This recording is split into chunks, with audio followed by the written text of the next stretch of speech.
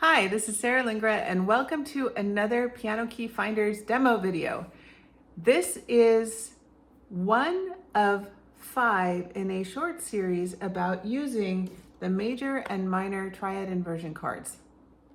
So the videos in this series are root position triads or root position chords. Second video, first inversions. Third video, second inversions. Fourth video, 1 octave arpeggios, and fifth video, 2 octave arpeggios. So stick with me. I'm making short videos so that you don't have to sit and watch hours of chords and their inversions all at once. The major root position triad card looks like this. All of these cards have layers. They have quite a bit of information on them, and you don't need to teach it all at once. In fact, I recommend highly that you don't. If you are starting somebody who is just beginning, or if you're a beginning pianist yourself, then start with the basics, okay? The basic is the arrow. The arrow is always going to tell you what the root of the chord is. Okay, so the root of the chord is the name of the chord. So if I put the arrow on C, then it's going to be a C chord. The next thing is the oval note heads here are the 3 notes of that chord. They indicate the first, the third, and the fifth note of a major scale, or if we are doing the minor, it's the first, the third, and the fifth note of a minor scale, okay? That's all you need to know to begin with. The second thing, or the second layer, is over here we have the intervals. So from the first to the third note of a major scale, it's called a major third, okay? And the first to the third note of a minor scale is called a minor third. So these chords, the minor has a minor third on the bottom and a major third on the top, and the major has a major third on the bottom and a minor third on the top. Again, you don't need that to play the chord. You just need to be able to recognize that the notes show what keys you're playing. The next layer here we have are the hands. I use the standard right hand red, blue for bass to help students who get left and right confused. Plus they're on the correct side of the card for the hand that they correspond to. The shape of the chord is shown here. The intervals are shown here, and the finger numbers are either in red or blue.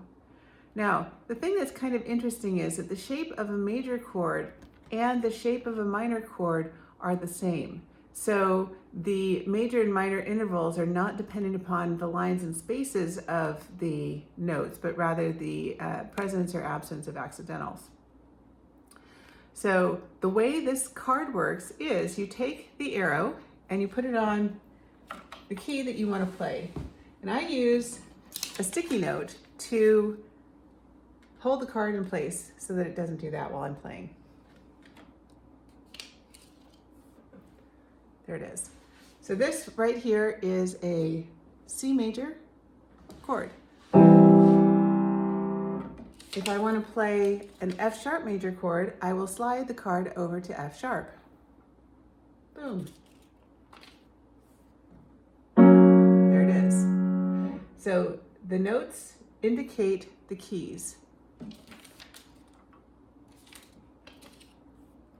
There's A major here. If I want to play the minor, I flip the card over and I put it's the same principle.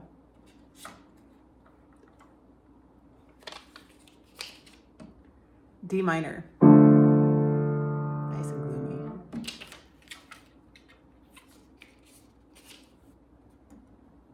F sharp minor. Now, the thing that's great about these cards is that in the beginning, I teach everything everywhere all at once. Sounds like it could be a movie. I encourage the kids or my students to play anywhere on the piano with either hand on every single key, black and white. And I just had a lesson yesterday with students who I'd started 2 months ago with these cards. And I was amazed with how much they remember and how fluidly they find all of the keys. So I had an 8-year-old who was playing all the major 5-note scales and all the minor 5-note scales and the chords with all the keys quite easily because they're just comfortable playing things from the very beginning. So I recommend experimenting, playing, going all the way up and down. And I recommend doing this for all of the other keys as well. So the way the cards work, you line up the yellow arrow, that's the root of the chord, and that's how you place them.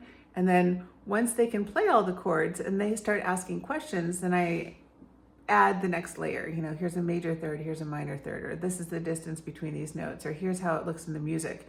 Because you want to get it in their fingers with the muscle memory first, and then that cognitive, I understand it because I understand it, comes a little later. And there's generally a lag between the ability to play a chord and the ability to understand what all of that stuff on the card means.